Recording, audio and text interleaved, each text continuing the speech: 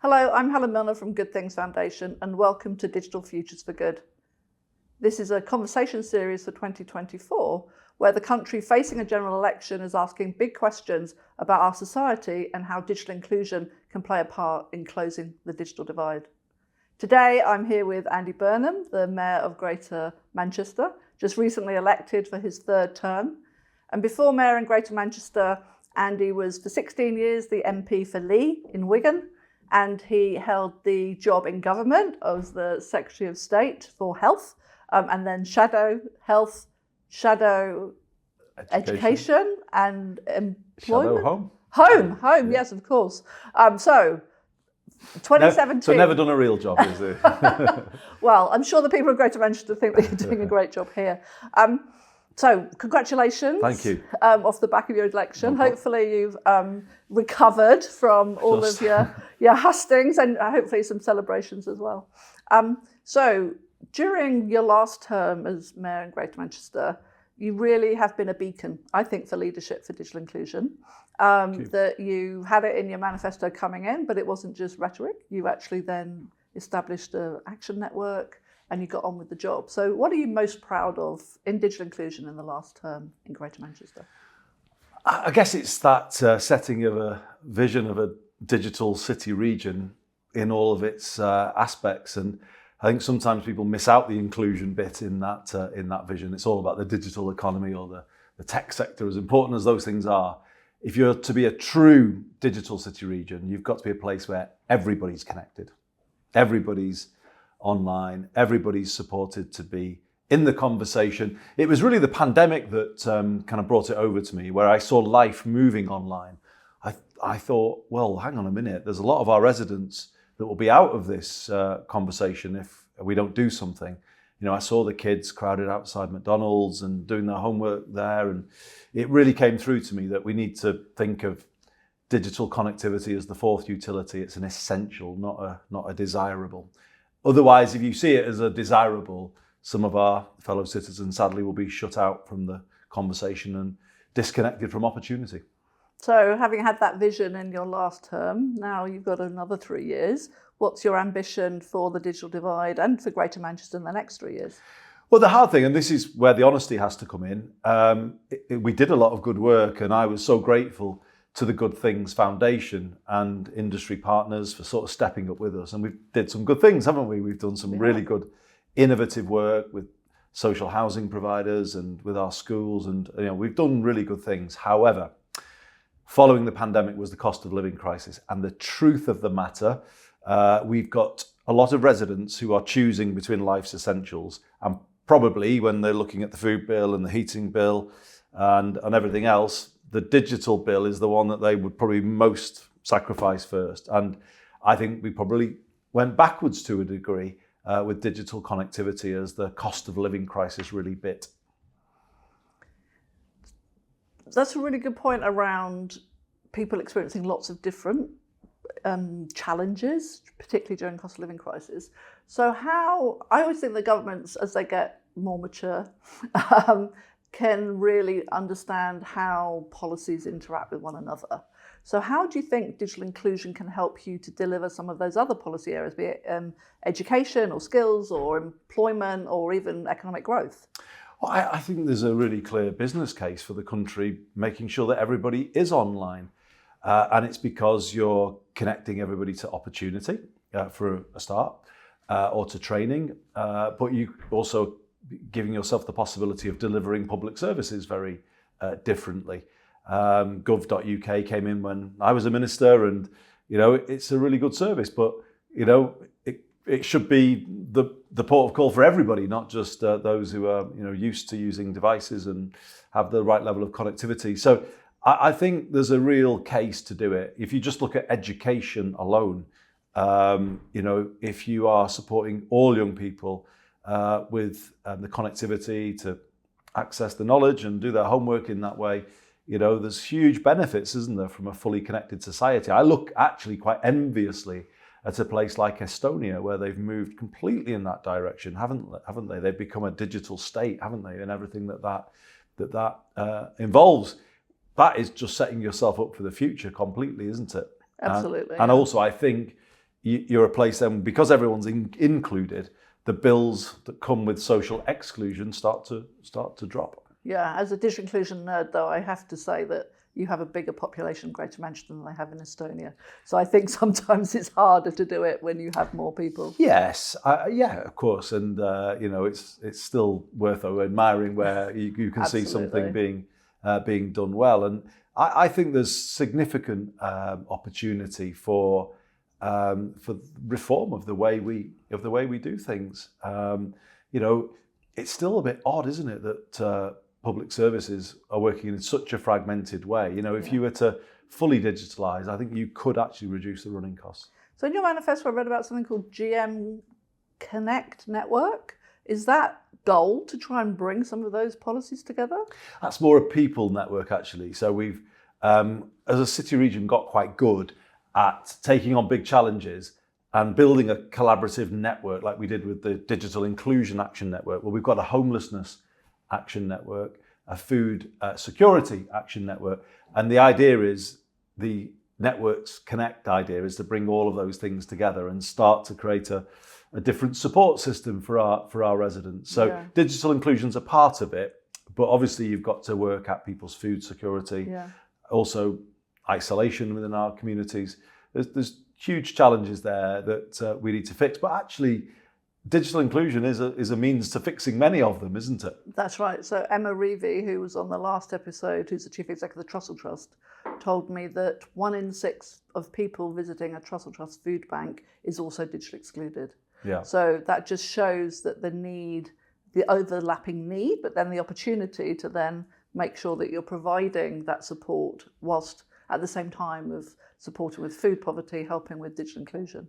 So this is why in this mayoral term, I'm going to make a big pitch to the government to take more devolved control of the benefit system. Personally, I think if it was more localised and personalised, the support we give to people, I think we would succeed in connecting more people to training, more people to opportunity, and we get more people into work. To have people marginalised in that way, who are kind of having to close down their digital connectivity because they just can't afford it, it's not actually moving them towards work, is it? So we think you've got to rethink things really and start to create the foundations for a really productive economy. And a really productive economy, I would say, is where everybody's online. I mean, you just won't get there. You won't get the numbers of people into work if you're forcing people, if you like, to live without the basics. Definitely, absolutely. I mean, obviously we think the digital divide should be fixed, and as you saw on my sandwich board, £13.7 billion. So it's not just a social issue, it's not just a equality of opportunity, it's a real economic issue as well. Oh, there's massive returns that come on that investment. And I just think the moment might come actually where we can make a big shift. I thought it was coming straight after the pandemic, and that's why I set up the Digital Inclusion Action Network. I wanted to serve up to Whitehall a sort of template for the place that is prepared to go first and become a sort of true digital city region in every respect. And I was kind of left waiting a little bit, and the funding never came. But I still think the ambition is absolutely there. The business case for doing it, I think, could be demonstrated. Savings to public services, as I say, educational attainment higher, but also more people involved in sort of constructive volunteering, or better still, work. Yeah. So just pulling two things that you said together. So one, you said if we digitise more public services, then we would save money, we'd be better off. Probably better public services. Obviously, we need to make sure that people can access those. We also talked about having more devolved responsibility around benefits. So are those two things conflicting with each other? If you had like nationalised, digitised services, but though then local control of benefits, because wouldn't that benefit system be different? No, the system's obviously just for the administration. The local control would come with the support budget. So what does this person need? What particular training does this person need? What particular counselling? Or it might be a package, a digital package, flexibility over the funding to really help people into work. The experience we've had with the DWP devolution that we've had, because we have had some, is that if you really localize it and personalize it, then you get a result. If you kind of go with the sort of Westminster way of putting out this quite punitive narrative and it's all about sanctions and this, Yes. you leave people feeling worse about themselves when they've interacted with the benefit system and further away from work. And we're saying from here, you could actually do this much better. And if you were to allow us to say, right, well, this person's got lots of good training, good qualifications, they're just lacking digital connectivity to find the opportunity. Well, that's the thing that you should pay for. So that's where I'm, kind of spotting an opportunity. That sounds great. Just talking about the experience of the current system, I was talking to a man in Stockport about a year or so ago, and he told me that system left him feeling like he was at the deep pit of despair. And actually it was only coming to a local digital inclusion hub in Stockport and getting that really personalised support, obviously around using the internet, getting free connectivity, getting the skills he needed to apply for work. But because it wasn't about applying for work, it was about him and what he needed. He actually felt that, he said that now he felt that he was emotionally and psychologically ready to look for work and to get a job. So, that you're absolutely right, making sure that wraparound support and service is there. And it's just a shame at the moment that the investment goes, as you said, to the conditionality of that benefit system. And then you've got the charities in places like Stockport and all over Greater Manchester, all over the country, actually picking up those pieces and providing that safety net to turn that around. It's the difference between what Westminster and Whitehall does, and I was there, so I know it, between a system that thinks top down and thinks in terms of, sometimes messages for certain media outlets, and that often leads to a sort of quite, a kind of a rhetoric that doesn't really match with the real world. The difference between that or working the way that I do, which is bottom up with people, with our communities, and actually you realise that if the goal is more people into work, you would have exactly the system that you described, which is more empowering, more enabling, helping people along a journey towards that, giving them the digital connectivity if that's one of the things that they're missing. That's exactly the way to do it. And I was really struck actually in the recent mayoral election campaign. We were visiting a brilliant local organisation, probably like the one you went to in Stockport. It's called Salford Loaves and Fishes. It's a brilliant voluntary organisation.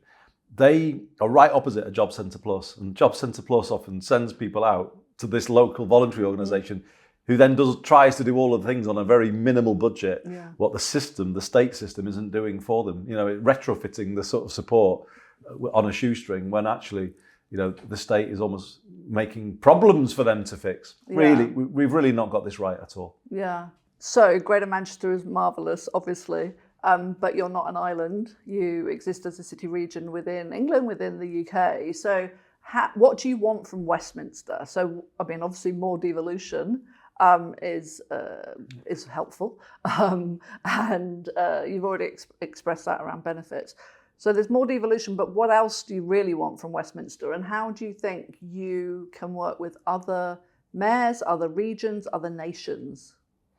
Well, we're definitely not perfect. We've got lots of challenges, but I think what we're doing is showing that devolution is working. So in recent times, the Greater Manchester economy has been growing faster than the UK economy. And in my lifetime, I just don't think that's really ever happened much before, but it is happening now. The change in the city is visible. It's beginning to spread to other parts of Greater Manchester like Stockport. And that will be felt further afield in this mayoral term. So it is kind of working. And we now have, if you add it up, 12 mayors across the country covering, I think, more than half of the population of England. And we're working very collaboratively, actually. You might think we're all hyper-competitive. We're a little bit of that. But it's more collaboration than it is competitive. The way I see it is Greater Manchester is very much creating blueprints for things in terms of, we're showing how devolution can fix something that's been a bit broken. So we're doing that with public transport, where we've been the first to put buses back under public control, but we're supporting Liverpool and Leeds, who are heading in a similar direction. But we want to do it on other things as well. And we do want to take more control of post-16 technical education. And that's a big reform that's coming as well. We did negotiate with the current government a Trailblazer devolution deal that gives us a funding arrangement from next year that is more akin to Wales or Scotland, where we have a kind of a single budget, a block, and we've got then more flexibility to use it differently rather than it being tied up in the red tape of all the different Whitehall silos. So there's a lot of change coming actually, and I think I feel the responsibility to use it well. We're going to have a huge drive in this mayoral term on creating an alternative to the university route for our young people. The Greater Manchester Baccalaureate is a big priority for us, giving every young person growing up here a path to the opportunity in the Greater Manchester economy. Another parallel drive on housing, where we're sort of kind of drawing a line really on the days where landlords have rented out homes that are unfit and unsafe for habitation. We're just saying that just shouldn't happen anymore. We need a very different housing sector. We need to build more social homes. And actually, from the work we've done through the Digital Inclusion Task Force, make sure that those homes are properly set up with everything that people need. So big themes are coming, but I think in terms of what more, it would be that missing piece around the benefit system, because that is a big barrier for a lot of our residents in terms of moving forward. It would be more control over housing, but I think it also would be more discretionary funding to put in place the infrastructure that we need, be it transport infrastructure or digital infrastructure. So thinking about the whole of the country, maybe I'll stick with England, that with digital inclusion, let's say, that you've definitely been a beacon in Greater Manchester in the last 3 years. If we did get a new government in Westminster, do you see that there's a way that you would want to collaborate with central government, to collaborate with other regions, to create more of a strategy, more of a framework that we could really assess and deliver digital inclusion across the whole country for everybody? I think so, and we would do that. I think we haven't really, though, got yet that national buy-in to a digital inclusion strategy for a city region. So the truth of the matter is, I think we're still making the case for one. And I'm currently developing a growth plan to put to the next government. So what does Greater Manchester need to continue growing faster than the UK economy, and to achieve its potential in the, let's call it, the second quarter of the 21st century, between now 25 and 2050. Where can we get to by 2050? To me, it's absolutely clear that we would have to, if we're to achieve our potential, we've got to free Greater Manchester from the grip of the housing crisis. So we have to come up with a detailed plan to do that. We have to build out our transport connectivity so that particularly we deal with that blight that we get from the rail system just not delivering for us. And we have to complete that vision of a London-style public transport system. I think we have to have a completely different technical education system to give everyone the opportunity, so we don't end up with skills shortages in some of our key industries. We're going to have a much more industry-driven or employer-driven technical education system, and I would add into all of that, digital connectivity linked to that idea of reforming benefits. A live well system, we call it. We're talking of a live well system where residents get help with everyday living, and actually you would want digital inclusion in the heart of that package. It's about setting up a place like this for success, rather than what we've seen in recent times, which is a really fragmented world where we don't have a grip on the basics like housing and transport, and then you get all the social problems that fall out of that. I'm actually quite optimistic about where things are going in the next 25 years. In really tough times for the country, devolution has shone like a bright light, hasn't it? Here in Greater Manchester, but in other places as well. And I think the time may well come where we could start to say, for instance, to the M62 mayors, myself, Tracy in Leeds, Steve in Liverpool, a digital inclusion strategy that goes right across that corridor to mirror the public transport strategy that we're already working on together. That'd be tremendous. One question I've got about Greater Manchester, you've got a real digital businesses, real growth in the tech sector here in Greater Manchester, but you've also got some of the poorest communities who are, most of them are left behind and do experience digital exclusion. So how do you manage to be both of those things at the same time? Well, it's a good question because I think it's a very real issue for us. In the election campaign just gone, I talked of young people in places like Hume or Beswick or Harper Hay, or go further afield to Oldham and Rochdale. Kids in those places can see the skyscrapers from their bedroom window. But they probably, or not all of them, but some of them are not in a position to see how they move from where they are to there. And even if they did understand what a path looks like, have they got the support to do it? Is the funding there to do it? The first thing you've got to do, though, is build an economy with jobs in it that people want to do. So we have a £5 billion digital and tech ecosystem now. It has grown. I think it's really stratospheric levels of growth, actually huge growth in the last 7 years, and that's absolutely brilliant. We're really proud of that. My generation was the generation when I came back to Manchester in 1991 after graduating from university. I tried to work here, and there was nothing. So mine was the go south generation, and that's what I did. But you don't have to do that now.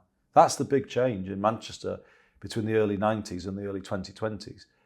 You don't suffer a detriment to your life or your career prospects if you stay, because there's brilliant jobs in our city region that just weren't here before.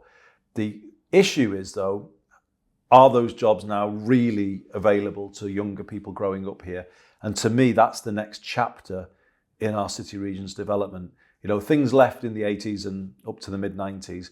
We then had a period of bringing big players into the city, the BBC at Media City, some of the investors that we have now in our city centre. But maybe we were kind of relocating people here more than we were growing our own talent. The chapter that's ahead of us, and this is why the MBAC is so important, our technical education reform, that's what gives those kids in Hume or Oldham a path to the city and a place within the success story. So it is exciting, but in any scenario, our ambitions are probably linked to them having digital connectivity to maximise their educational attainment and their opportunity. And those businesses that you're growing in Greater Manchester, you're not going to fix the digital divide in Greater Manchester or achieve tremendous growth by yourself. So what is the role? We're sponsored today by Vodafone. What's the opportunities for businesses and what's their responsibility to help fixing that digital divide? I think I would say to the industry, work more collaboratively. I think I personally look at the 21st century economy, and it's true of the sort of green economy, the digital economy. The success lies in collaboration, not in old school, slightly competitive, doing everything on. I think we need to sort of open up to different ways of working. For instance, if we were to sort of have a true digital inclusion strategy for Greater Manchester, there would be no black spots, would there, anywhere in our city region? And yet there are, and there shouldn't be. I see it with my own mobile phone. We can drive through Greater Manchester and your phone call can drop out 2 or 3 times in the middle of a phone call. So, why?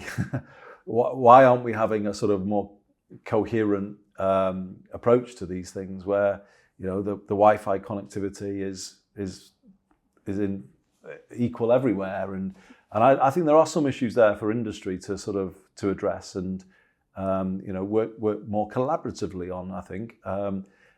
So I don't know, is that a challenge? Is that a fair challenge? I think so. I think the word is collaboration. So, obviously in Greater Manchester, you've got over 200 data banks, right? So you've got amazing charities and voluntary organisations working as digital inclusion hubs, providing the skills, helping people with confidence and motivation, people who can't afford devices and connectivity, giving that to them as well. But we can't do any of this on our own. So we can't do it as a charity by ourselves. Business can't do it by Yeah. themselves, and you can't do it by yourself. I think we're doing it via sort of a slightly piecemeal approach, aren't we? Where there's bits and bobs here and there, and there's good projects here and there. I do just think it maybe requires industry as one to come to us and say, right, this is everything that we can put into this, and then we could, as one city region, say, okay, and this is everything that we feel we have got with our single settlement with Whitehall. So can between us we then help everybody online. But I think our job would get easier if that DWP piece came in, because that's critical funding, isn't it? That is about supporting people to find opportunity and find work. And if people haven't got home connectivity, how honestly are they going to do that? So it implies change at the Greater Manchester level. I think it implies change at the UK government level and at an industry level. But I think we need to start talking in those terms. We've done brilliant things together. And I keep saying, we are grateful to the Good Things Foundation, but it has to become sort of mainstream, doesn't it? Yeah. And it has to become strategic and city region wide. Absolutely. And I personally think it's when we collaborate together cross-sector on a real action plan where we're all contributing, but we're not just bringing our own vested interest and our own bits and pieces. We're actually saying what's the need and then what's the plan to tackle that need. I think we've agreed that we need to fix some things in Westminster, specifically around digital inclusion and all of its gamut. So I'm going to ask you a question, and I ask everybody this question at the end of the programme. So imagine that you became the Prime Minister in Westminster, and what would you be doing in your first 100 days to fix the digital divide in all of its gamuts? Well, I'd be obviously taking the Greater Manchester plan and the Greater Manchester vision in. I think it's about a vision for the country first, though, isn't it? In terms of, what should be the right of every citizen. I think you've got to start there. I've been in this role now 7 years, and what I observe is the basics of life, and this might be difficult for some to hear in the industry, but the basics of life were basically broken up and sold off. Now, in the telecoms world, you can argue there was more logic in that because, it's created a very competitive industry. But if I look at the water world, well, has that improved the service to our residents and lowered their bills? Well, no. In energy, has it done that? No. Did it do it in public transport? Definitely not. Deregulation led to the opposite. The way I look at it is you won't succeed as a country if your individual citizens are not set up to succeed. It's why I've adopted the housing first philosophy from Finland. You can't have anything in life without a good home. Yeah. By a good home, I would say a good home in terms of its physical condition, a secure home in terms of your tenancy. But now it's got to be a connected home, hasn't it? To everything around you and the opportunity. You've got to have, I think, electricity and energy you can afford, as opposed to sort of be choosing between heating and all of those type of discussions. Water systems that don't pollute your local streams and all of that. I do honestly think we have to sort of rethink these things. And this is slightly political territory, but I'm a politician, and I'm if you like, well into my career now, and I just feel the need to say this. I think we took several wrong turns in the 1980s. The government I was in didn't correct it. You can't have millions of your fellow citizens living life without the foundations of the basics and not expect there to be problems. There will be issues, won't there? We won't be thriving as a country and as an economy. So you've asked me a question. I would personally move towards an approach that gives people the right to a good, secure home. That therefore then has to be provided the right to food every day, so that there's no worry about that. And I applaud Sadiq with some of the things he's done in that space. The right to having warmth within your home, but also connectivity is a right. I would say you can't be what you can be, can you, unless you are connected to opportunity, and that implies to transport that connectivity piece as well as digital. So the way I see it, and this is my kind of final point, I think we're almost, the way we've run things, we've almost set people up to fail, and particularly through the way the benefit system interacts with this complex world. I would say come at it. The learning from devolution is when you're working bottom up with your communities, you just look at life through a very different lens. And it's about making sure everyone's got the basics in place. And then you've got a foundation for them to succeed and the whole economy and the whole country to succeed. Fabulous. Well, I wish you lots of luck for your next term. And I'm sure the people of Greater Manchester are looking forward to seeing everything that you're going to achieve. So thank you so much for today. You're welcome, Helen. Thanks. Thank you.